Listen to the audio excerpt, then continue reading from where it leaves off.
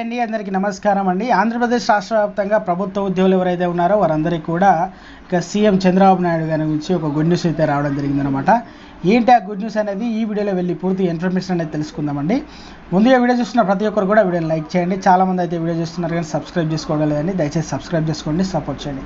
తోటి మిత్రులందరూ కూడా వీడియోని షేర్ చేయండి. ఇక వివరాలు కనుక వెళ్ళినట్లయితే ఆంధ్రప్రదేశ్లో గత ప్రభుత్వ హయాంలో ప్రభుత్వ ఉద్యోగులు ఉపాధ్యాయులపై నమోదైన కేసులపై తాజాగా సీఎం చంద్రబాబు నాయుడు కీలక వ్యాఖ్యలు చేశారు. ఇందులో భాగంగా గత ప్రభుత్వం హయాంలో వారిపై నమోదు కేసులు ఎత్తివేసినట్టు తెలిపారు.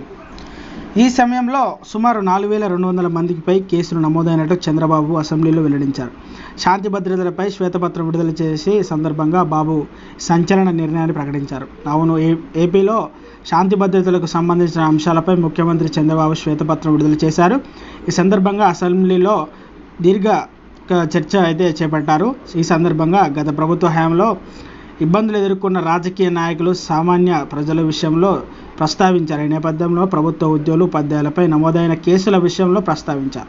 వివరాల్లోకి వెళ్తే 2004లో కేంద్ర ప్రభుత్వం తీసుకున్న సిపిఎస్ అనే పెన్షన్ విధానాన్ని వాళ్ళు తాము నష్టపోతున్నామని, అందువల్ల ఓపీఎస్ అంటే ఓల్డ్ పెన్షన్ స్కీమ్ని తీసుకురావాలని ఉద్యోగులు ధర్నాలు నిరసనలు చేశారన్నమాట. ఈ నేపథ్యంలో 2014 ఎన్నికల సమయంలో సిపిఎస్ను రద్దు చేస్తామంటూ చంద్రబాబు హామీ ఇచ్చారు. కానీ హామీని నిలబెట్టుకోలేకపోయారు. దీంతో 2019 ఎన్నికల్లో కూడా జగన్ కూడా హామీ ఇవ్వడం జరిగిందన్నమాట. కొత్తగా జీపీఎస్ విధానాన్ని తెరపైకి తెచ్చారు. ఈ సమయంలో 2 ఏళ్ల కిందట రాష్ట్ర ప్రభుత్వ ఉద్యోగులు నిరసన వ్యక్తం చేశారు. వారిపై కేసులు కూడా నమోదయ్యాయి. ఈ నేపథ్యంలో తాజాగా విషయాలపై చంద్రబాబు ఏపీ అసెంబ్లీలో ప్రస్తావించడం జరిగిందనమాట. అయితే సిపిఎస్ రద్దు చేయాలని నిరసన తెలిపినందుకు 4000 మంది ఉద్యోగులకు ఉపాధ్యాయులపై కేసులు పెట్టారు. కొంతమందిని అరెస్టు కూడా చేశారని సీఎం చంద్రబాబు నాయుడు గారు అయితే చెప్పడం జరిగిందన్నమాట. కేసులన్నింటిపై సమీక్షించి ఎత్తివేస్తామని తెలిపారు.